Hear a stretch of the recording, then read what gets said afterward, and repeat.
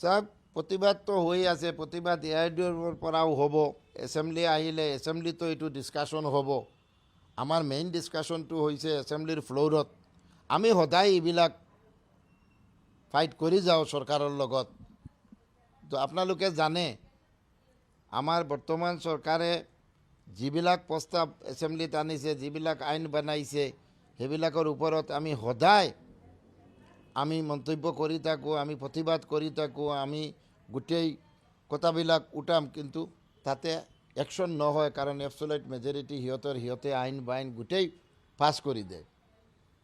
আজি কি কোনটো এই সৰকাৰ কৰা নাই, এই চৰকাৰে কোনটো কৰা নাই? আজি পঞ্চায়ত ডেলিমিটেশ্যন হৈছে, সেইটোতো এনেকুৱা আমাৰ সংখ্যালঘু টাৰ্গেট। আমাৰ বৰাকৰ 3টা জিলাত সেইটো গভৰ্ণৰৰ ছিগনেচাৰ লৈছে, সেইটো কেবিনেট ডিচিশ্যন লৈছে, কিন্তু গোটেই অসমত লোৱা নাই। কিমান খেলিমেলি হৈছে বৰাকৰ 3টা জিলাত পঞ্চায়ত ডেলিমিটেশ্যনৰ, সেইটো মানে আৰু ক'ব লগা লাজ লাগে। জাত পাতৰ ওপৰত যিবিলাক ৰাজনীতি হৈ আছে, কৈ আছে চবকা সাথ চবকা বিকাশ, কিন্তু কোনটো বিকাশ কৰি আছে আৰু কোনটো সৰ্বনাশ কৰি আছে এইটো ৰাইজে গম পাই আছে। যোনে যি খায়, যিমান আইন হওক, যিমান কেবিনেট ডিচিশ্যন হওক, সেইটো খাই থাকিব। কাৰ চোলাত কোনটো ৰান্ধা হয়, আইন তাতে যাব পাৰিব? খোৱাৰ বস্তুৰ ওপৰত এইবিলাক আইন মানুহে কিমান মানিব? আমি কি খাম, আমাৰ ঘৰত পাক হ'ব, সেইটো আমি জানো। না পুলিচ প্ৰশাসন জানিব, না কেবিনেটে জানিব, না চৰকাৰে জানিব।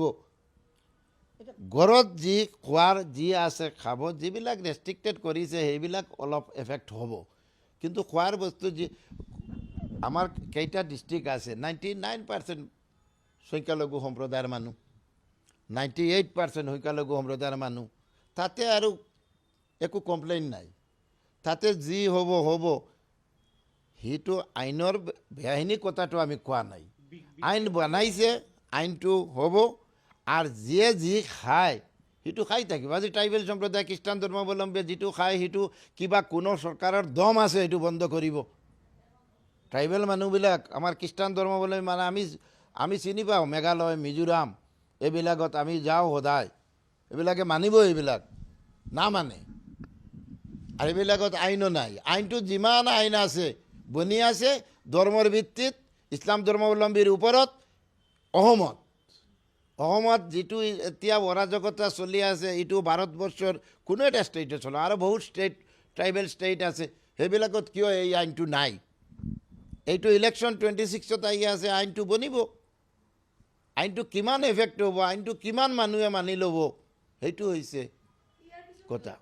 অলপ অলপ হ'ব এইবিলাক, কোনে কি খাব, জোৰ জবৰদস্তি থাকিব, আইন হ'ব, পুলিচ যাব, কেছ হ'ব। পুলিচৰ এতিয়া কাম বাঢ়িলে, পুলিচৰ যিবিলাক চোৰ ডাকাইত, হিৰ'ইন, ড্ৰাগছ, এইবিলাকত যিটো একশ্যন হ'ব, সেইবিলাক কমি যাব। এতিয়া গোমাংস কোনে খাই আছে সেইটো চাব লাগিব, সেইটোত টাইম দিব লাগিব। আজি যিমান থানা আছে মাইনৰিটি সংখ্যালঘু এৰিয়াত, যিটো বহুত ফল্ছ কেছো হৈ থাকে, এই গোমাংস লৈ ফল্ছ কেছ হ'ব, পুলিচ ব্যস্ত হ'ব, পুলিচৰ কাম বাঢ়িব, বাকী কামত পুলিচে টাইম দিব নোৱাৰে হ'ব। আৰু আমাৰ অসমখন 5টা ষ্টেটৰ ভিতৰত নহয় লাষ্ট ষ্টেজ গৈ পাব। চাওক, আমাৰ যিটো ধাৰণা খোৱাৰ বস্তু লৈ যিটো পলিটিক্স হৈ আছে, তাতে কোন আগে যাব আৰু কোন পিছে যাব, কোনো ফেক্ট নহ'ব। সেইটো ৰাইজে বিচাৰ কৰিব ডেভেলপমেণ্টৰ ওপৰত। আমাৰ কাম কেনেকৈ হৈ আছে, আমাৰ মানুহে কেনেকৈ চলি আছে, আমি কেনেকৈ শান্তি থাকিম, আমি গোটেই ধৰ্মাৱলম্বীৰ মানুহ একত্ৰিত হৈ অসমখন কেনেকৈ আগবাঢ়িব, সেইবিলাক লৈ চিন্তা কৰিব। খোৱাৰ কথা লৈ কোন পাৰ্টি ক'ত যাব, আমি সেইবিলাক আশা নকৰোঁ।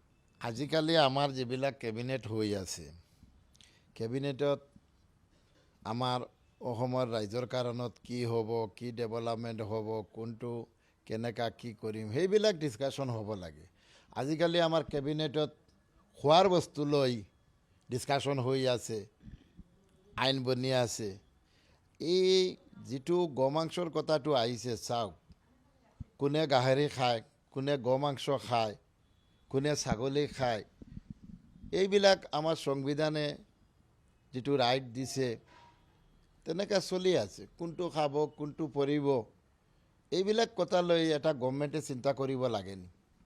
আজি ৰকিবুল হুছেইন ডাঙৰীয়াই কি কৈছে, আৰু আমাৰ মুখ্যমন্ত্ৰী হিমন্ত বিশ্ব ডাঙৰীয়া কেবিনেটত কি ডিচিশ্যন লৈ আছে ৰাইজে কিন্তু এইটো চোৱা নাই। ৰাইজে চাই আছে আমাৰ অসমৰ ডেভেলপমেণ্টটো কেনেকুৱা হ'ব।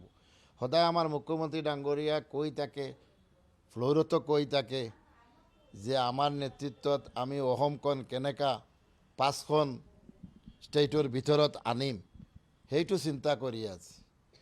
আৰু সদায় জাতপাতৰ ৰাজনীতি সেইটো চলি আছে। আমাৰ অসমত আমি গোটেই ধৰ্মাৱলম্বীৰ মানুহ শান্তিপ্ৰিয় আছোঁ। ভাৰত স্বাধীনৰ পৰা কোনে কি খাই আছে, কি পৰি আছে, চলি আছে। আজিকালি এইবিলাক কথা লৈ আমাৰ গোটেই দিন ৰাতি যিটো চৰ্চা হৈ আছে, ৰাইজৰ মানুহে কিন্তু এইটো ভাল পোৱা নাই। আজি চাওক, আমাৰ অখিল গগৈ ডাঙৰীয়াই কৈছে যে গাহৰি মাংসটো আমাৰ মুখ্যমন্ত্ৰী ডাঙৰীয়াই যদি বন্ধ কৰি দিয়ে তেনেহ'লে আমি চুচুৰাই গড়ৰ পৰা লৈ আহিম। কিন্তু আমি সংখ্যালঘু সম্প্ৰদায়ৰ মানুহ, আমি আৰু ক'ত যাম? মুখ্যমন্ত্ৰী ডাঙৰীয়াই যদি এনেকুৱা আগতে 5 কিলোমিটাৰ ৰেঞ্জৰ ভিতৰত এটা কেটেল এক্ট বনাইছে, সেই এক্টত অসমখন চলি আছে, শান্তিপ্ৰিয় অৱস্থাত আছে। কোনে আইনটো ভংগ কৰিলে আইনত ব্যৱস্থা হ'ব, সেইটো ঠিকেই আছে। কিন্তু যোৱা কালি যিটো কৰিলে কেবিনেটত, এইটো এটা হাস্যকৰ কথা হৈছে যে গোমাংস লৈ বাৰে বাৰে গোমাংসৰ ওপৰত আজি আপোনালোকে চাইছে 26ত এছেম্বলি ইলেকশ্যন আহি আছে। সেইটোৰ কাৰণত আমি ধৰ্মৰ ভিত্তিত এইবিলাক চিন্তা কৰি আছোঁ। আমাৰ ছিনিয়ৰ মাদ্ৰাছা, পি ছিনিয়ৰ মাদ্ৰাছা, আমাৰ যিবিলাক হাই মাদ্ৰাছা আছিলে গোটেই বন্ধ কৰিলে। যিটো হৈ আছে ধৰ্মৰ ওপৰত হৈ আছে, আৰু 100 টাইমছ ইছলাম ধৰ্মাৱলম্বী মানুহক এটাক কৰি আছে। আজি চাওক, মেঘালয়, মিজোৰাম, ত্ৰিপুৰা, মণিপুৰ, এই ষ্টেটবিলাকতো কেনেকৈ চলি আছে। আজি ট্ৰাইবেল ষ্টেটত গোটেই, আজি আমাৰ অসমত কিমান ট্ৰাইবেল মানুহ আছে। ট্ৰাইবেল মানুহ, খ্ৰীষ্টান ধৰ্মাৱলম্বী মানুহে গো মাংস খায়, সেইটো সিহঁতৰো অসুবিধা হ'ব।